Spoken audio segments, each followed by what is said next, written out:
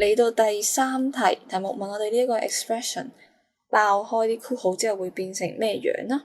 咁就唔使慢慢拆開啲括號嘅，咁就可以睇下2alpha 嘅二次方咧，其實就係4alpha square， 然之後 alpha 嘅二次方就係 alpha square 啦。咁所以 alpha square 嘅 coefficient 咧就係5啦。咁所以首先可以排除 A 同 B 呢兩個 option 啦。咁然之後 C、D 兩個 option 唯一唔同嘅咧就係 alpha、beta 嘅 coefficient 究竟係-4啊定係-8嘅。咁我哋首先嚟睇下啦。